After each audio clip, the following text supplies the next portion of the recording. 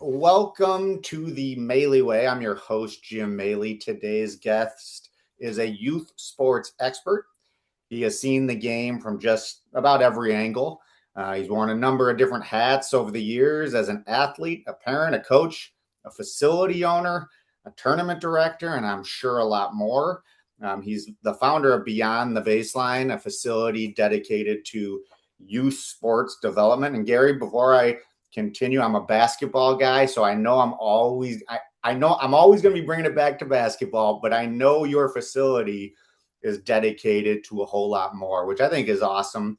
And you know what I just did is I started reading your book, and that came out just last spring. You said, or was it last fall? Yeah. Last Last fall. Okay. last fall. Okay, and it's titled, and we're going to get into it a little later, The Wide World of Youth Sports. This conversation that we're going to have, I don't think it's about, as Gary has said, wins, losses, or trophies. I think it's about perspective, development, a little bit of mental health. This is a mental health podcast, but I'm a big sports guy, and I think this fits. And I think remembering what sports are actually supposed to really be all about. So I want to get into it, and I want to introduce Gary Thrapp. Gary, thank you for coming on the podcast. I appreciate it. It's a pleasure. You're welcome. Yes. So first, before we get into it, I want to talk about how you got started. Maybe going all the way back to as a kid, how was your youth sports experience? What did you get out of that? Maybe the good, maybe some bad. How has that shaped how you think about it now? Many different ways. It helped me learn ways not to coach kids and ways to coach kids. So, Mhm. like anybody, you get good experiences and bad experiences. How you use them is extremely important. You want to use them in a positive way. So, I had a variety of different coaches. Grew up in the country in Iowa, and a couple of things that come to mind. Number one, it was a great escape to get away from work at home out on the farm. Mhm. And it was a way to take, maybe frustrations from school and what have you, and have a place for it to release by using some energy. And then, feeling like you're going to be the best, right? I was an NBA star. I'm a basketball guy too, right? I was the next Yeah, NBA right. star. So somebody messed it up along the way. It had to be the coach. Must have been. Well, Yeah, and I think you mentioned it there too. Like you had some good coaches, you had yeah. some bad coaches, and I think I think that's a good thing for kids to kind of let them learn. I would say learn how to deal with that because you are going to have bad bosses. You're going to have people that you have to figure out how to work with. Um, and I think that you can always learn something from somebody, whether it's good or bad. I think it's valuable to kind of use that, as you move on.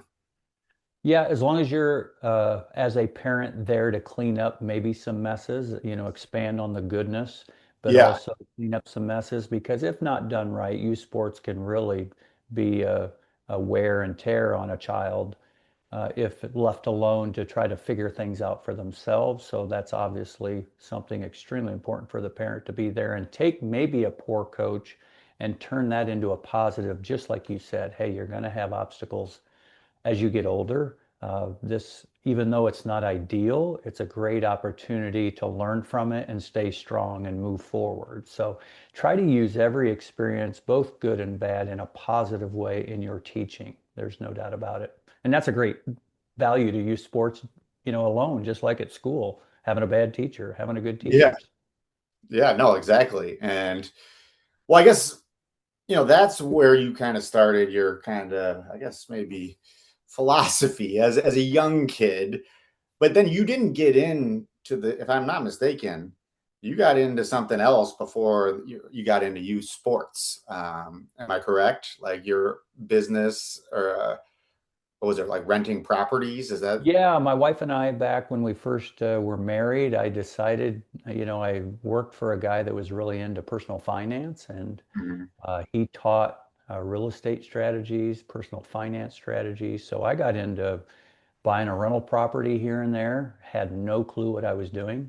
But Hmm. that, over time, I wasn't one of those that wanted to buy, sell, and make some bucks. It was more like I bought a rental property here and there and held on to them and learned a lot of different skills doing that. And it helped position me then to be financially stable to buy a gym when it came for sale and I happened to notice it. So it was one of those processes that's been very fulfilling for us, for sure. Yeah. Now, was there anything from that experience that translated to the youth sports experience? Was there anything that you took from that, like almost like that business side of things, to what you're doing now?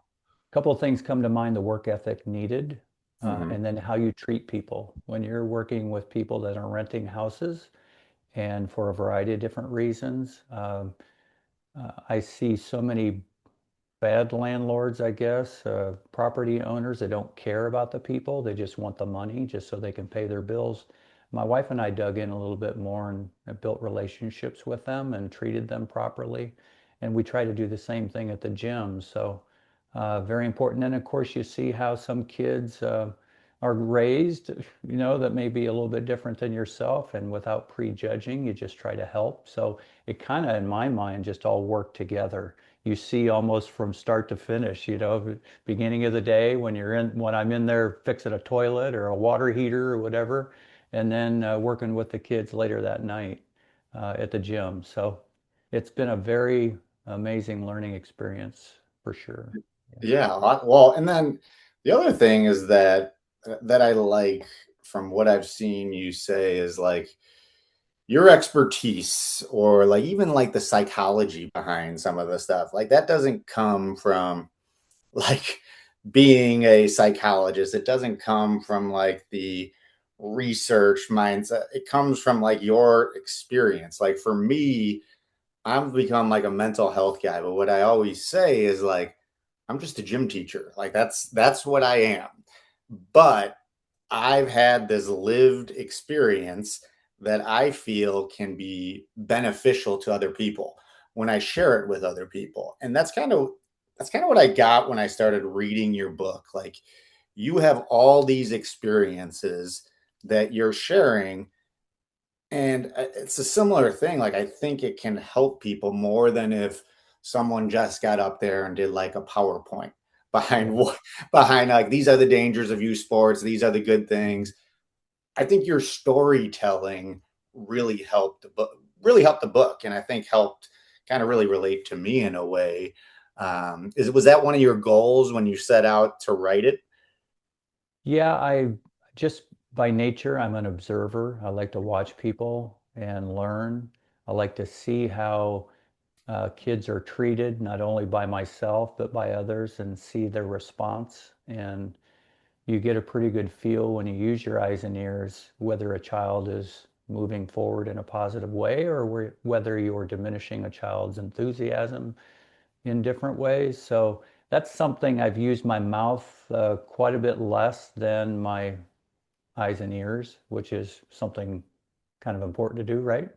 And it's, That's a good yeah, line. yeah.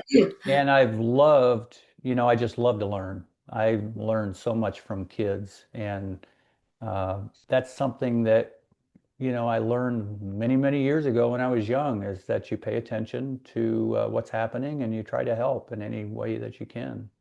Yeah. And for some, that's a God-given, ability that I've tried to develop even further that I've gained a lot of experience from. So.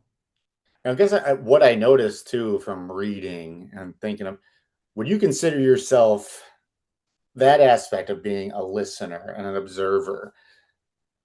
You kind of seem like a problem solver from what I've seen, Yeah. from what I read. Like there were different problems that you kind of would encounter, and you use those observations, you use those experiences, you use your ability to listen to kind of solve some problems that could have gone south pretty quickly.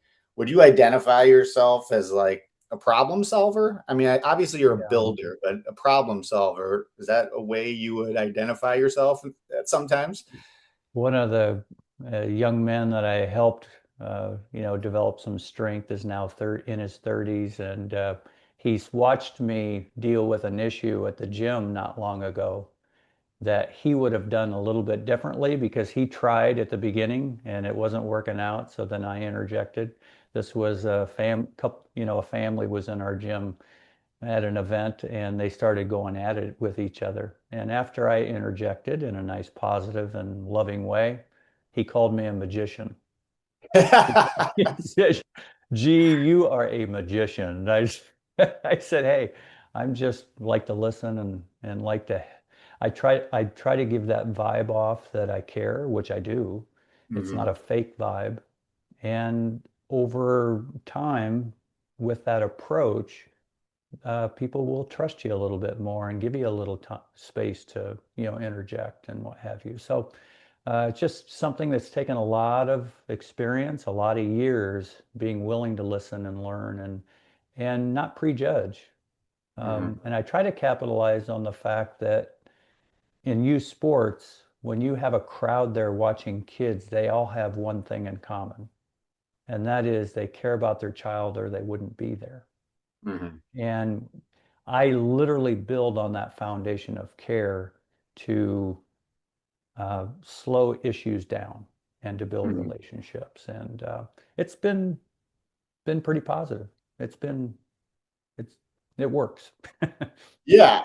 I mean, I think I love what you said about the building with relationships and how it takes time. I always tell like students of mine, as I've really started to buy into that side of things, I always tell them like, your life is a giant resume and you want to be stacking together like all these different things on your resume so that, if a situation arises where something happens and you come over, Gary comes over, well, you put together this resume of things that, all right, I'm gonna, like you said, I'm gonna give this guy my ear a little bit more. Where Yeah, if you come over and you're just screaming and yelling and they don't know you, uh, it doesn't work. Like I think the relationships is a huge thing in teaching, yeah, and I'm sure in coaching for you and in running your program. I mean, you kind of said it, but I just think that's something that I learned later in life, which I didn't yeah. have earlier. You're Uh, hitting a lot of buttons. If you want to add things to a resume and you want to talk about mental health, one thing that doesn't seem to be an advantage to have on your resume is staring at your phone for 12 hours a day. yeah, exactly. So, but yeah, that's what so often you see kids do and parents do watching, Yeah, I mean, just at the gym over the weekend we had a volleyball tournament and I'm like watching kids compete out on the court and I'm looking around and the vast majority of the people are looking at their phones.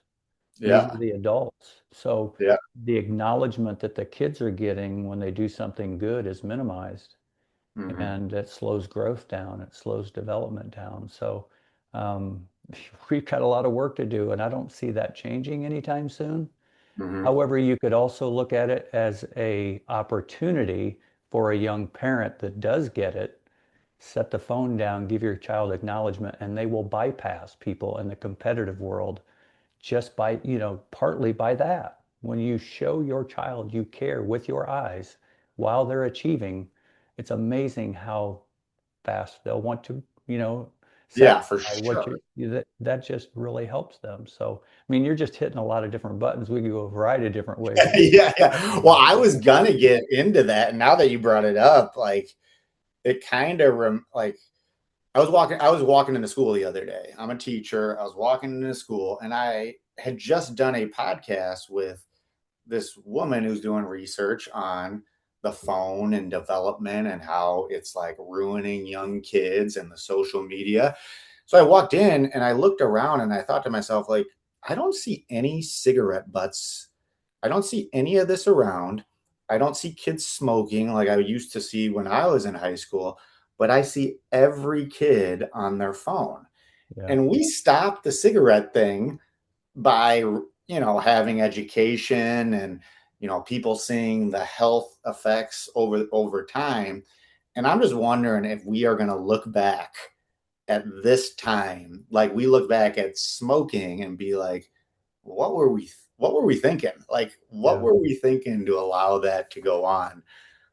you mentioned it's a big problem. Like, what are the aspects that you think are the biggest problems with those smartphones as it relates to youth sports?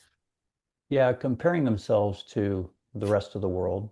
They're Hmm. looking at our young ladies are looking at pictures of other ladies and they're comparing their beauty, their size, their nature based on someone who may not even exist, Yeah, right? right. With AI.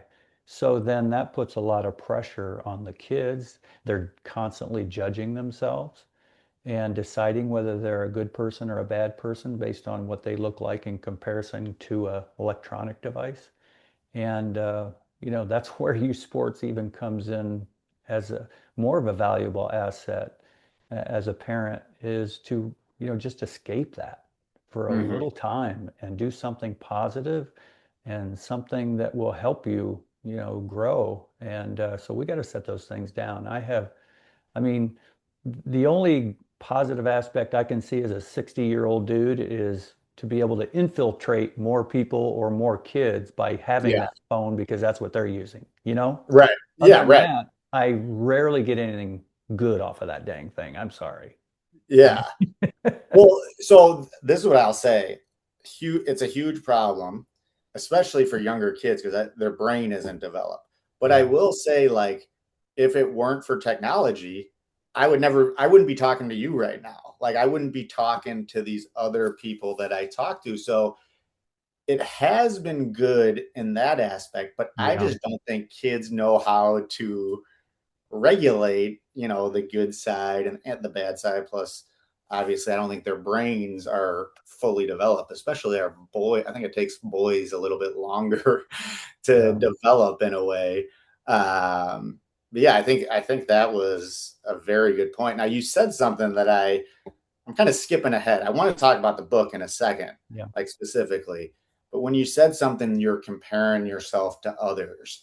And I always wonder if I grew up now, I was a late bloomer. Like, I'm sick. You can't see me right now. I'm a big dude. I'm 6'7". I'm a big guy. I ended up playing Division I college basketball at Northwestern, but I was like a small little point guard growing up, and I had all the skills, but I didn't have the size. And I always wonder, like now, if I had these phones, and I was comparing myself, and I was seeing like what I call the eighth grade all star, and I'm looking at this kid, am I like saying like this isn't? I'm never gonna get there because Yeah. I don't have the patience to get there, and I'm seeing all these kids who are already there, and I think, well, maybe I should just try something else. Yeah. I guess what I'm saying is like, have you seen that at all? Where like those late bloomers are kind of not sticking with it as much in a way. I know it's kind of a weird question. Yeah, there's a variety of reasons why the kids aren't sticking with it. They get locked into the phones. Hmm. They're not coached properly to help them develop skills, to help Hmm. them. As an example, my four kids, they were all so much like my wife and I. We were very slow. We're short. We can't jump. We got bad hands. So anything they achieved, they needed to work hard. Yeah, right. Yeah, from that, I have two college athletes out of our four kids that are now adults. Yeah. Why? Because they worked their tails off and they Hmm. outdeveloped. They were doing things 6 days a week and not playing games necessarily. It was actually doing the technique stuff in the gym and gaining physical and mental strength. And then when Yeah. you combine that with parenting in a positive way, I mean, you can gonna overcome a lot of the 6'7" dudes that were point guards, Yeah, right? right.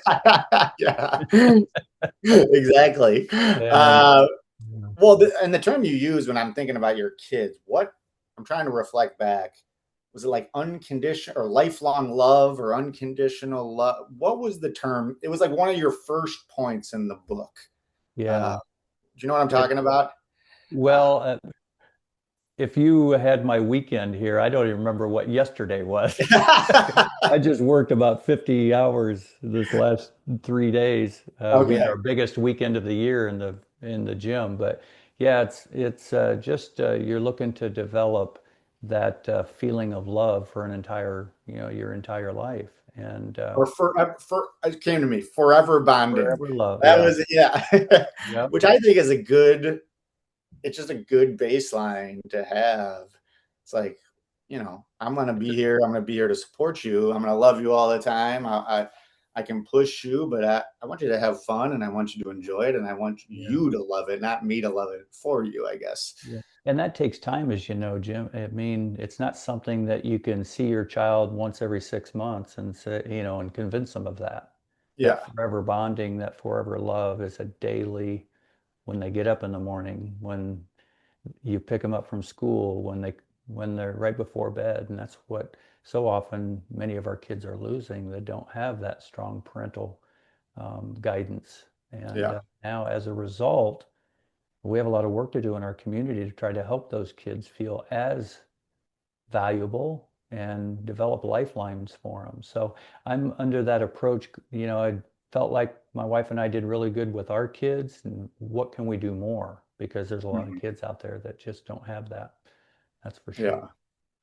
Oh, that's awesome. And all right, so I want to talk about the book. So I see the Okay, all book. right. I see the book in your I background. hardly remember it. Yeah, no, it was so the wide world of youth sports. I'm sure you don't remember exactly, but you probably remember the stories that you encountered in your life. And Oh, what I'll say is this, Gary, I have not.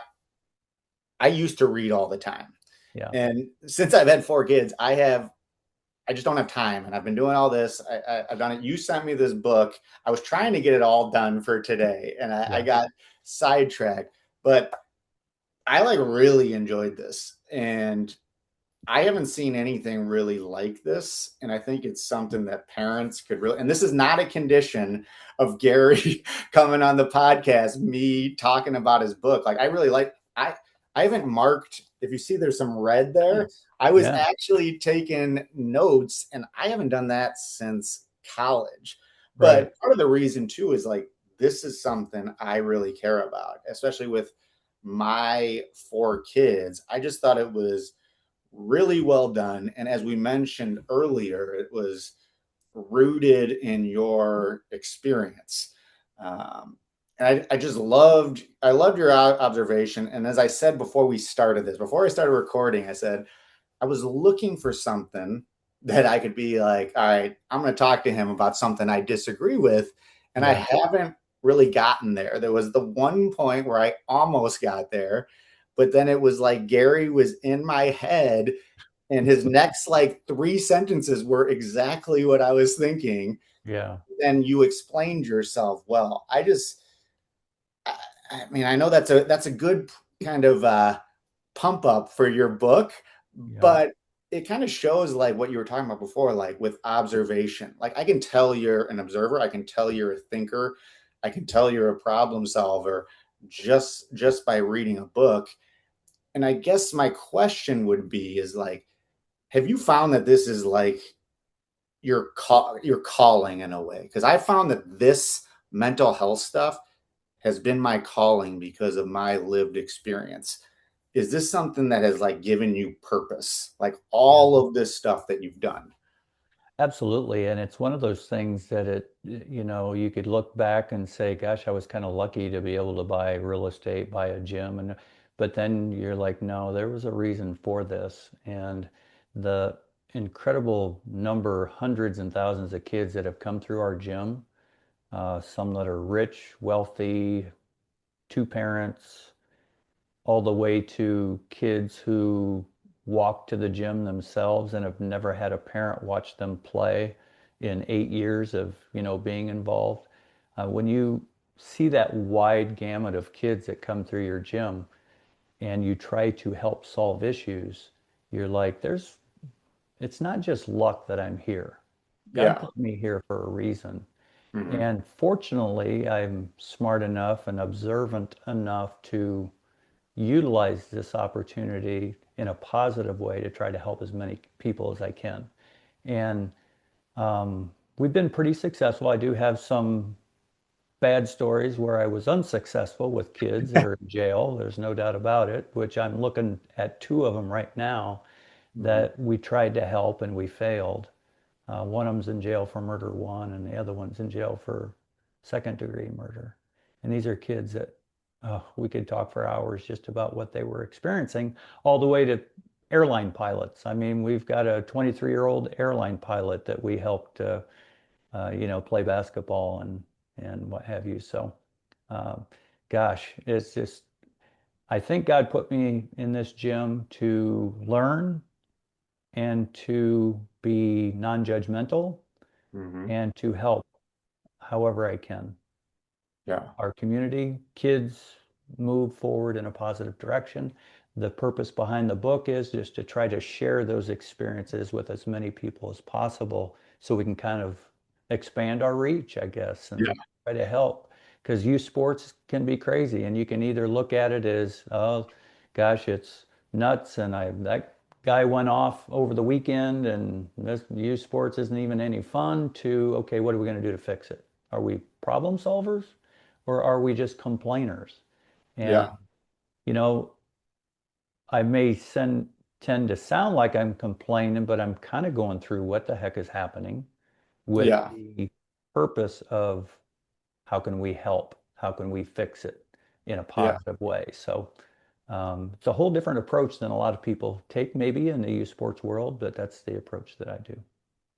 Yeah, and you mentioned you're sharing your knowledge, sharing your your stories, and I want, as a basketball guy, I want you to think about this. So I was a high school basketball coach for 15 years. I was a varsity head basketball coach for, I think, 9 years. And Nice. one of the things that I used to say, and I remember as a player, I loved screening for people. And part of it was 90% was I was a good teammate. But 10% is, I think any basketball guy knows, if you are a good screener, you get yourself open. So I would always say when I coached, be a selfish screener, screen selfishly, screen selfishly. And now I've kind of incorporated that to what I'm doing, where I say I'm sharing selfishly. 90% of the reason why I do the things that I do is to help others, but 10% is because it helps me feel good. Do you get, obviously, I know you're in it for the kids and you're whatever percentage, it's a large percentage to help others, but do you get that feeling? Like, I'm thinking of the mental health feeling. Do you get that just great feeling, that pep in your step from helping other people? No, Yeah. because it's purpose. That was kind of a weird way of saying it, but my what came to mind when you're asking that question was where I have the most intensity, and that's Yeah. my drives to the gym because I'll Yeah. listen to Christian music. I'll be maybe struggling by what I experienced with a family or kids the day before or over the last few weeks, or working with so many kids, you get so many things going on in your head. And during that drive, listening to my music, I look up and say, God, give me some strength and give me some direction. Hmm. And that puts you in a position of a doer, not necessarily of anything beyond that. And I'm just trying to do what's right, I Yeah. guess, And so I, I'm not sure if that's even answers your question properly, but it's Yeah. what drives me to Yeah. continue to do this is knowing that we're helping as many kids and people as we can. We're stable, we're structured, we're consistent, and I don't know any other way to act anymore. Yeah. Right. That doesn't mean I'm perfect and I don't make mistakes. Like I think I wrote 20 mistakes down I made this morning, but I reevaluate and keep moving forward. So, Yeah. And no, I mean, you've been in it for a long time and you've seen a ton of good things, I'm sure, a ton of good things, but you've also seen the bad things. yeah. And how do you grapple with that? Like, how do you stay positive when you have those different incidents, those bad incidents, and not let them outweigh all the good things that you've seen or the good things that you've done? How do you kind of grapple with that in your mind? I it gives you purpose. Yeah. It does. So it gives you a reason to continue to exist, to and then if you are truly want to be a leader, then you realize people may be watching, whether it's your kids, your grandkids, or someone else that you don't even know is noticing what you're doing. So, when your purpose is to try to help as many people, then you figure even if you don't think anybody's watching, somebody may still be, and then suddenly 4 years later, somebody comes back and says, "Thank you, good, you helped save me," type of thing. Mhm. Yeah. That just continues to motivate you. So Hmm. um, I am stuck on the mistakes that I've made or the kids that we were not able to help. And I know I've even had pastors say, "Gary, you can't solve every issue and you can't help everyone." I don't subscribe to that. I want to help everyone. Yeah. Right. And that doesn't mean I am able to, but that's my approach that I try to take. And that determination does seem to, I think, especially our young kids who you spend time with, they start trusting you and they feel like you are a lifeline to them Yeah. and that they will come to you when they need help. That's not an easy process. As a teacher, that sometimes some of your kids that aren't don't verbalize very well, you may have to ask them 4 or 5 times when you know something's up. You can kind of detect they're a little off today. Sometimes it takes you 4 or 5 times before they'll spill the beans, right? Give you the Yeah. tea. Exactly. And I'm determined like that because I want to help. Yeah. Um, so, And sometimes, like, I feel like what I've found is almost sometimes playing the long game. We talk about sports development. You're kind of playing a long game in terms of developing people over time.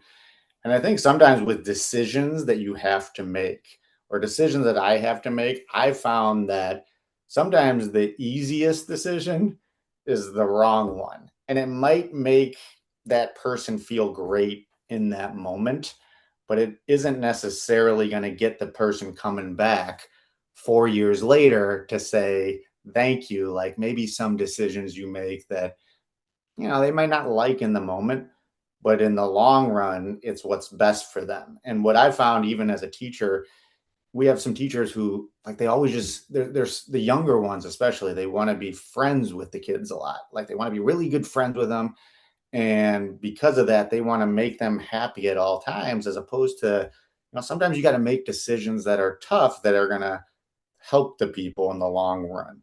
um, do you get that sense sometimes when you're yeah. trying to make your decision, you're kind of grappling with that?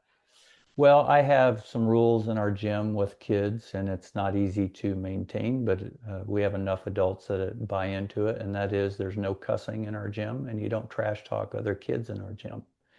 Hmm. And you have to stick with it, and you have to be disciplined as the leaders because kids will come from school, they'll come from outside and looking at their phones and doing it on their phones, doing it in the bathrooms, doing it wherever, and they come in the gym, think they can do the same thing, and I don't allow it. Yeah. And so what does that mean? I'll have kids that I don't know come in, and when I tell them to chill, recently one of them said, "I heard about you." Yeah. You don't allow that here, do you? And I said, Yeah. "No, I don't." And that's called respect, right? Yeah. And not only both ways. I'm not only asking for them to respect me, but I respect them and their future. And it's Yeah. not by trash talking somebody and, running off the mouth. It's by learning something here and learning, proper approaches. So Yeah. absolutely. I mean, you're just hitting a lot of buttons for sure. Well, I've thought about this a lot, and like all this stuff, I've thought about this a lot over the years, and that's why reading your book, I felt like kind of helped me almost put some things into words that I've thought over time. And one of the things that you were talking about is you talked about the looker, a Yeah. kid, a kid who looks at his parents And Mm, it was my biggest pet peeve as a coach. It was also my biggest pet peeve when I was a player and there were kids on my team looking at their parents. And I guess this was my dad's philosophy. My dad was a Division I basketball player. He sat there in silence the entire game. He didn't cheer. He didn't say anything. He might get on a ref or two every now and then, but usually he just sat there in silence no matter what I did, no matter how good, no matter how bad. And people I think thought that he was like this like negative. He was the most positive person in the world, almost too positive after games. Like it was as if I had just won the World Series. He was super positive, but during the game, he sat there and I never looked at him once. I just heard that that's how he did it. Um, and as a coach, I just think that looker kid, the kid that's looking over at his parents, it's just not only is it, you know, affect the coach, it affects the rest of the people on the team. I don't even care if the coach is wrong. Like yeah, you need like that parent is not there during practice. They haven't seen what's going on. You're going to make the kid hated by the other kids on the team. How do you solve that? Like do you address that like right away when you're coaching? I think you said there was a story that you said about this. Like how do you yeah. address that? I take them out of the game and I send them over to the parent and I turn to the parent and say, when you're done with them, I might put them back in the game. Of course, I addressed that at the beginning of the season already, Yes. but literally I will pull them out of the game and send them over to the parent. See, I would do the pull them out. I Yeah. told kids, if you look at your parents, you're coming out of the game. Yeah. But when I read the thing where you sent them over there, I was like, Yeah. that is perfect. Like that Yeah. is, I don't know. I just think sometimes people need to kind of be put in their lane, and Yeah. that was a good way to do it. Now, what did you ever get bad reactions on that move? I don't care. Yeah. I like that. I like that. Well, I mean, you know what? I do address it at the beginning of the season, but not every parent comes to the, especially the experts. You know, there's a lot Yeah. of, I don't know if you knew that in the basketball world, there's a lot Not of experts. basketball philosophers. Right. And so I, you know, what's interesting is the most moms get it, but Hmm. most dads not necessarily get it. Not in every Yeah. situation, but you know, the majority of the dads are pretty much experts at it. So that's the approach I take, and it seemed to work. I have had, you know, parents upset with me, but you know what? I'm here to try to do the right thing, and if you're not going to be at the correct standards, you're hurting the kid. So what Yeah. I try to interject to them is, and it's mentioned in my book as well, we want our children to be good decision makers. Hmm. And a good decision maker does not have a laundry list of things in their head that they're supposed to do during a contest. Hmm. They're focused. A good decision maker becomes a good one by watching what's happening and making decisions based on the heat of the game, not by what mom or dad just said or what the coach yelled. So even as a Yeah. coach, you know, I'm more like your dad. As a coach, I said my hard work, my effort is primarily in the practices. And if I'm running structured, well-designed practices, I go to the game, I'm sitting back watching how they're doing. I'm not going to yell Hmm. at them. I'm not going to Yeah. scream at them. I want to see how they're doing and how Hmm. I'm doing as a coach. What I see in the youth sports world is so often, because I know a lot of coaches, is the ones that yap the most are trying to convince everybody they know what they're doing. This They're not necessarily trying to help their kids. They, 100% a great point. I yeah, totally agree with that. I'm sorry, because you know we're not going to fix a shot during a Hmm. game. We're not going to fix a swing during a game. It's not going to happen. Hmm. Um, you better do those things in practices. So, what's the purpose of pointing those out during a game? Is to fill their ego and make sure everybody else understands that they know what they're talking about. Yeah, or it's not my fault. It's Yeah, the kid's fault in a way. Yeah, so what's more important, feeding your ego in the minds of everyone else or feeding a stronger future for your kids? I like to Yes. feed the kids a stronger future, and you do that by shutting up and letting them play. Yes. And like it's by the time and I've made this mistake specifically with passing. Like I will see an open guy and I will say, give it to him. Yeah, By the time the word him comes out of my mouth, it's a turnover if the kid throws it. And I've made that mistake a couple of times. So I was, especially on offense, I would always yeah, be almost silent. Defense, I think there's a little bit of like, you can bring a little energy. So I would talk a little bit more on defense, but I tried when they were on offense to not like, to me, if I haven't coached them well enough in practice, I'm not going to be able to fix that at that moment. And I right. think your point is such a good one that you're almost trying to prove like that you know what you're doing. Yeah, When I think the real guys who know what they're doing know that like primarily your coaching occurs in practice, as you said. yeah. Um, Absolutely. And the difficult challenge for good coaches that are more quiet during games is that there's not a solid understanding in the youth sports world from a parental standpoint what good coaching is and what bad coaching is. mhm, So often we decide and we judge it based on whether we just won the last game or not, mhm. rather than the progress of our child. And that's something I tried to address in the book really well too, is be careful who you trust with your kids when it comes to their improvement.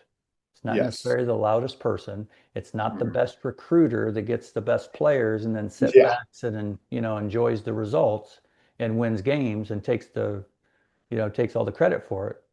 Mhm. It's the person that's developing technique, that's developing confidence, that's developing skill in practices on a regular basis and lets them play and enjoy it and have fun and gain a passion for your sport during the games. Yeah. Well, the other thing that you kind of to go along with that, I don't want to bash parents. I am a parent, so I don't want to bash them too much. But one of the things you said, I just like laugh because I know exactly what you were talking about. You had a house building analogy, or like Yeah, something where you were working on a house. And believe me, I would be the person that had no idea what you were talking about. If you were working on a house, I would, and you could probably take me for however much money I know you wouldn't do that. yeah, I would just be like, oh, okay, yeah, that sounds good. But you talk about how like you almost knew immediately when someone had no idea what they were talking about and yeah, they would like try to be an expert. And I don't know, I just when you were saying that and comparing it to like sometimes when people come up to you and you know immediately, what are a couple things that someone has said where you just know, like you just know immediately, all right, this person has no clue. yeah. I had a really good team that I'd coached for, I think, 3 years. And we got a new girl that was begging to get on the team. Her parents were, and we had a spot open, so I let her get on the team, and she was friends with a few of the girls that were on the team. And after the first couple of games, the dad came to me and said, "Well, you need to work on their help side defense." Mm-hmm. And I said, "Well, they're sixth grade, and your daughter's the worst at it. What have you been doing to help Right. her understand it?" Seriously, Yes. that's the way it Yeah. was. His Yeah. daughter was the worst, but he wanted to put that on me as though after 5 practices and 2 games that I need to work on that. Yeah. I'm like, okay, you can pass that off to me, dude, but Yes. Well, that's good so that you were actually I wanted to say stuff like that. And yeah, sometimes I couldn't pull the trigger, even though like kind of like what you're saying, like when a parent would like try to talk about playing time. First, I would kind of try to nip that in the bud right away, but I'd be like, listen, like, I don't know, my dad made sure I was a pretty good player. Like, sure. what are you doing at home? What are you doing at home? Why is he not good enough to be in? Because it's not like I want to lose games. I want to win games. Right. It's not like I'm playing favorites. I guess I do play favorites, the guys that are gonna win the game and the guys that do the right thing on and off the court. That's who's going to play. But I wish I would have been able to say that. It's kind of nice that you own the. For me, as the high school coach, it was hard It does because help. you're working with some other factors. But Yeah. I appreciate when I would read the stuff, and I'm like, oh, I love that he said that. You want to know when I do the best coaching and prove that I'm a pretty decent coach, how Yeah, I show it? I don't show up at a game yeah. and I let the Oh, kids coach themselves. You want to yeah, talk about freaking people out. So I will tell uh, kids and families at the beginning of the season that at some point in the season, when we're playing a game, I'm not going to coach at the bench. You're yeah, going to do it. So I kind of set it up. And when you do that, you find out whether your kids have who's been listening. You find out who their leaders are. You put them in a wild position. And that is the most fun is watching your kids out there trying to figure it out themselves. Now, yeah, if you're consistent in practices and you've been kind of saying simple and the same things over and over and over and working on proper skill, it certainly helps. Um, but all I can say is I had one time our team was playing against a team that a college coach had his daughter on the team, so we were playing against them. After the game, I didn't show up. I had a few parents upset, but the college coach came up to me and said, "That is the most amazing thing I've ever seen." yeah. I love that. I And love it it. works. I've only Yes. seen in the 20 years of owning the gym, I've only seen one other coach do that. Yeah. No, And that's oddly enough, his players were pretty good. yeah. And it wasn't because he recruited them. It's because he developed them since they were in third grade, and they were by seventh, eighth grade. He was doing that. So Well, I will say, I don't know if you know, what is the rule in Iowa high school basketball? So at the time, like when I was a senior in high school, is when the rule changed. When I all throughout in the summer, the coach could not coach in the summer leagues. So it was great. First of all, we heard from the coach all season long. We didn't really want to hear from him at that time, but also like you work on your leadership and you work on your development and you find out who's your captain, you find out your rotations, kids learn like, hey, it's not just the coach who thinks this. All yeah, my buddies thinks this is what my role should be. I just thought it was amazing. And then they switched it. So for the past 20 years, the coaches could coach. And I think something was missed in the development process because of yeah. that. Do you know Iowa's rule for that for high They schools? have no contact. I don't know the specific dates necessarily. I don't keep up to Gotcha. speed on it, but there'll be some, times over the summer where they can coach them, and then sometimes that they can't. So, Yeah. there's some different rules in that regard because they know the kids are out there playing travel ball and what have you. So it can be pretty chaotic, that's for sure. Yeah. And I think the other thing I want to talk about, and I think it kind of speaks to what you do at your gym, I think the specialization in youth sports is a huge problem. And I like how I think I saw that you did like a kind of a camp where they tried out like a bunch of different sports, like it was like Yeah, 8 different sports. I just like that philosophy. First of all, from the mental side, yeah, you're going to prevent the burnout and you're going to prevent that burnout aspect that I think a lot of kids are going through yeah. because they are so focused on one thing. And I don't think it's good for their bodies. How have you like tried to incorporate that, with your gym, with your program? Um, like, are you accommodating when kids have other things that they have to do? Um, beyond just that sport that they're specifically in. Absolutely. We provide primarily basketball and volleyball, but we do Mhm. not, when a child is in other sports, that does not harm them from being able to participate in our sport. So we encourage that, Yeah. regardless of what it is. They could play whatever they wanted, track, football, softball, anything, and they are not discouraged from that whatsoever. In fact, they're encouraged it.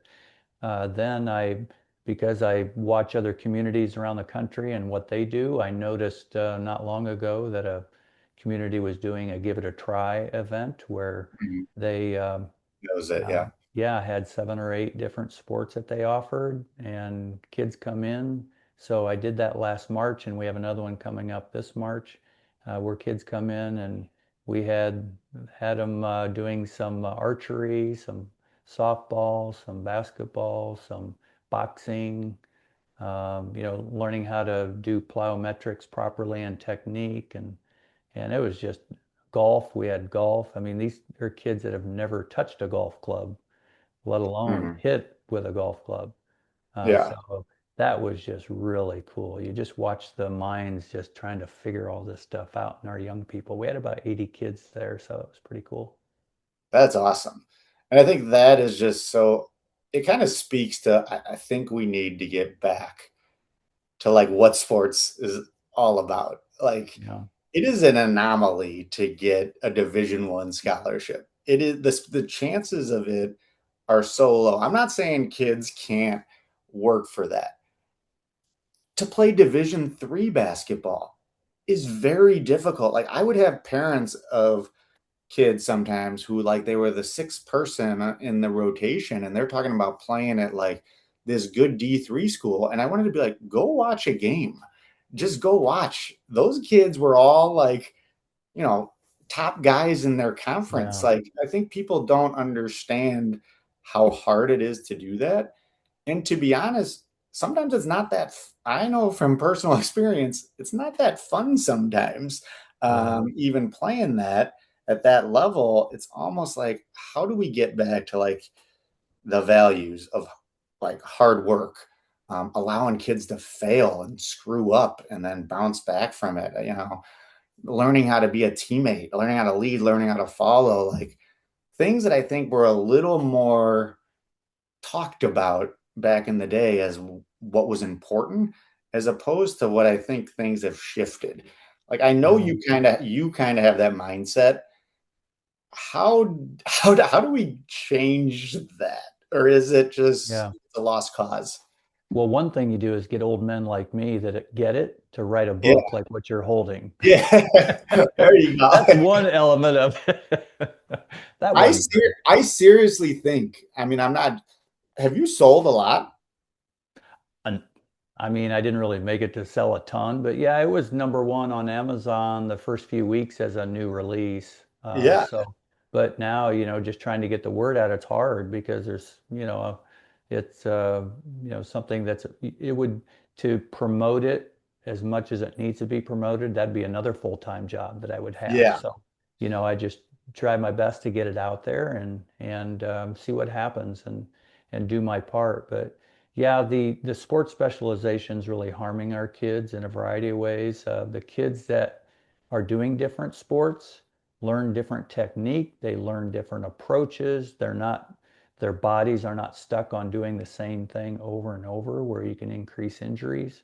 So the thing I see that's very clear, working with it day after day after day, is so often the kids that are specializing have a parent that loves that sport Yeah. and maybe specialized in that sport themselves. So then Mhm. the kid just, if a kid grows up and sees all the great pictures and accolades that their parent got in that sport, Mhm. now obviously it's natural for them to be good at it potentially, but Yeah. that puts pressure on them to say, okay, I better do what mom and dad did.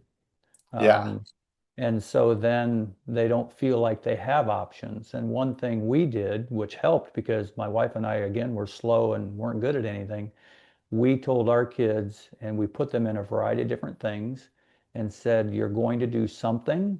You can choose what you want to do. We're going to put you in a variety of different things and you decide what you want to do more of. You don't have Yeah. to do 7 things at once, Mhm. but we're going to toss you in a lot of different things and tell us what you're interested in.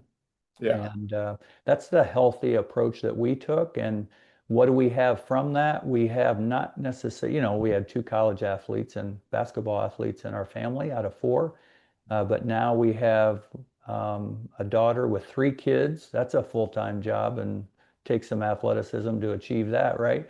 And then we have three others that are very fit. One runs marathons, one works out every day, and the other one hikes and bikes. And I mean, it's just all over the place. So Yeah. that healthy development help them make decisions on their own and stay healthy the rest of their lives. Hopefully, things can change, but that's the Yeah. approach we took.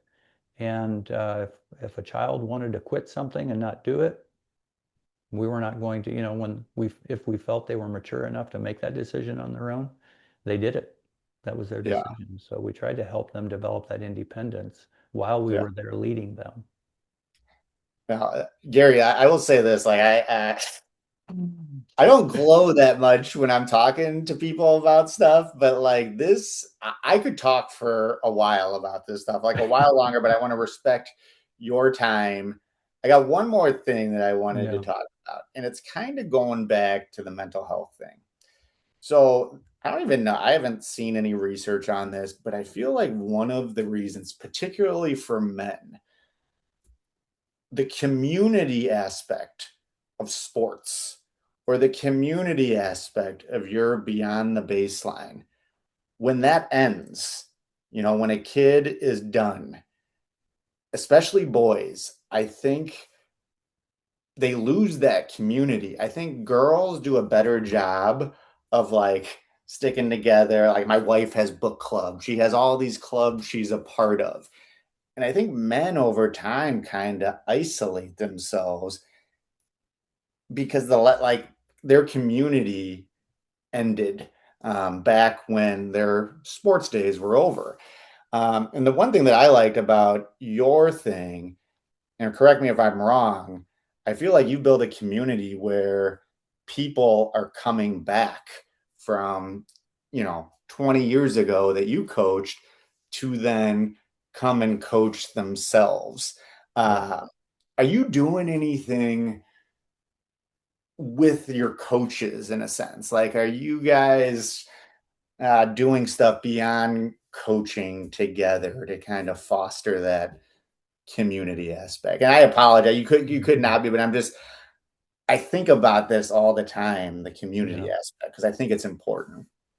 Yeah, on Monday we do a Martin Luther King event where we have all of our kids and anybody that's been around, our gym is invited in, and we done this every year for the last, gosh, maybe 15 years, where we feed our kids, we give them a nice workout, and we have a speaker come in and talk to them about different things. So absolutely, we're constantly trying to show that community aspect. I've done faith walks in the past. Done anti-violence walks in the past. I mean, we're constantly doing things there. Um, so absolutely. The one thing that you hit home with to me is when especially our young people have a strong parent that has convinced them they're a Division I athlete Mhm. and pushed them since they were in third grade to be a D1 athlete, and they're the best in town and the best in the Midwest, and the kid doesn't pan out like their Yeah, parent or they thought they would. Boy, is there ever a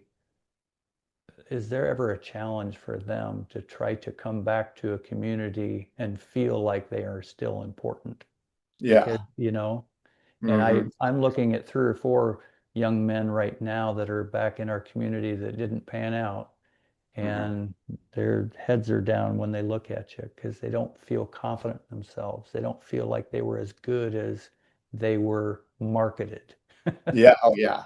And now they're struggling because they used to be the star of the show, and now they don't even know to get a job. Yeah. I mean, we're talking about some real life stuff, right?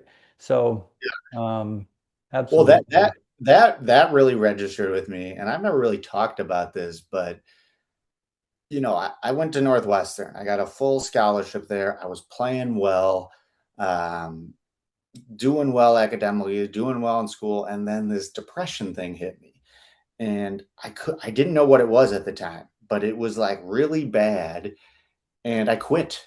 I just walked away right before we played Illinois, and it was tough, like, sometimes going back in my community.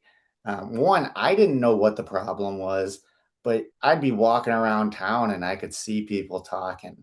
I could hear people saying stuff. And it's like I've just felt like this huge kind of failure in a way, because I didn't live up to the promise, and I couldn't explain why at the time. Now I can explain why because I've kind of figured it out.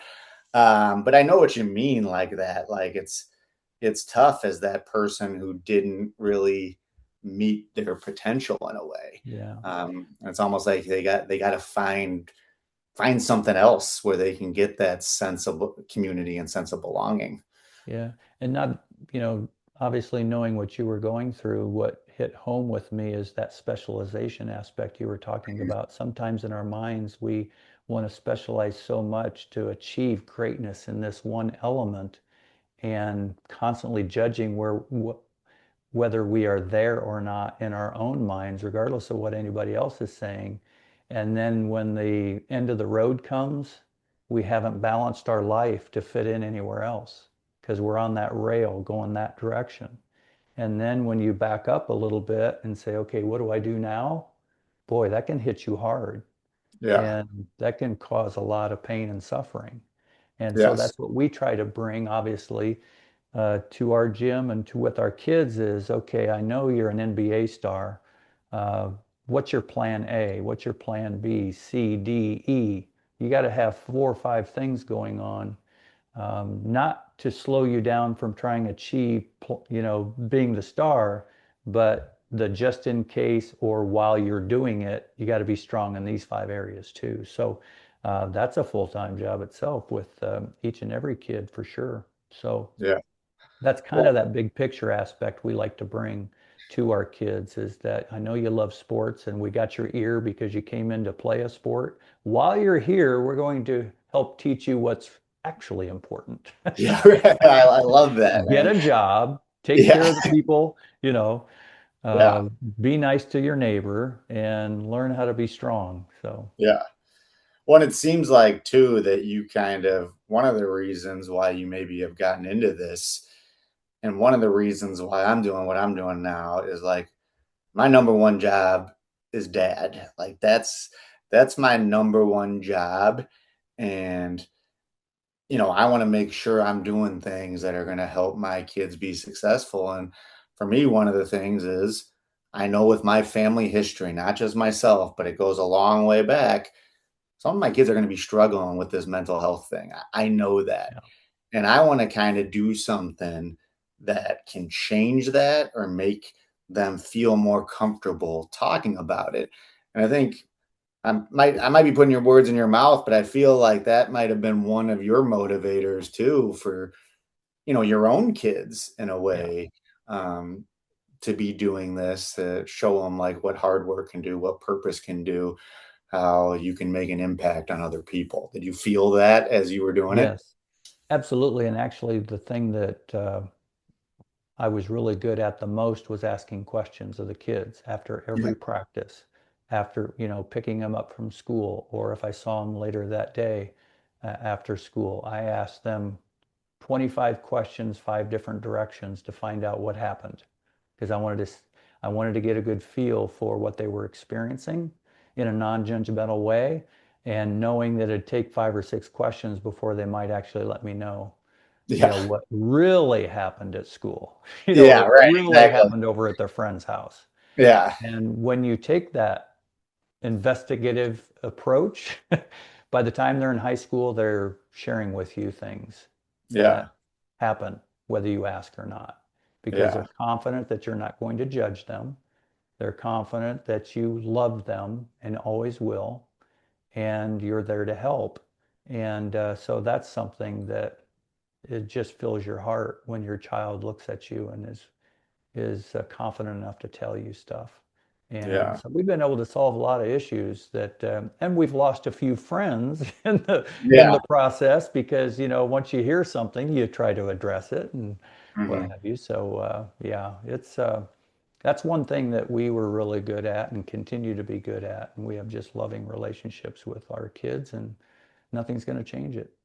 Yeah. That's awesome, man.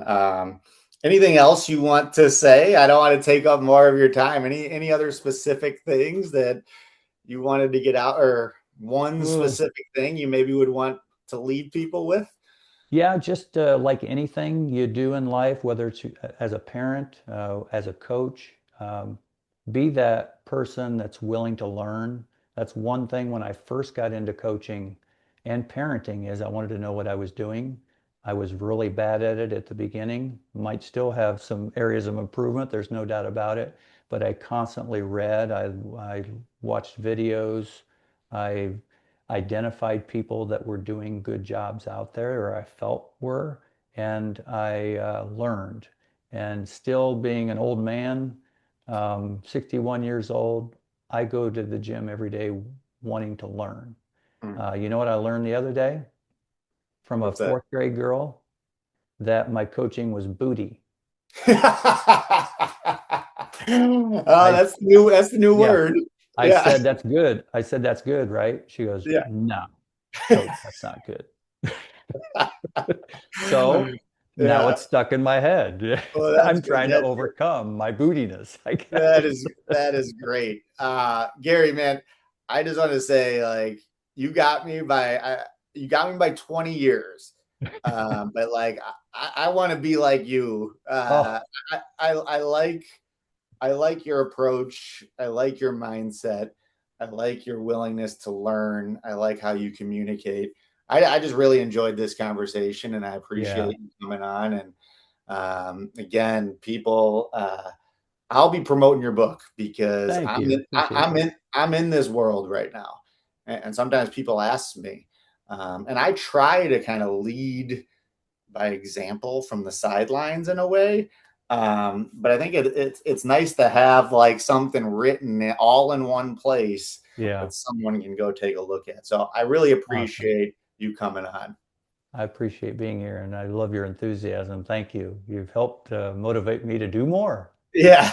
Well, that's what I feel like when I talk like this. I would have never thought this years ago, but like when I have these conversations, like I feel like better at the end of them. So Yeah. I appreciate you helping me do that, and coming on. And as I always say to end the podcast, you came on, you shared your story, and I think it's really going to help others. And as I always say, when I share my story, I help others, but I also help myself, Yeah. because that's the Absolutely. Maley way.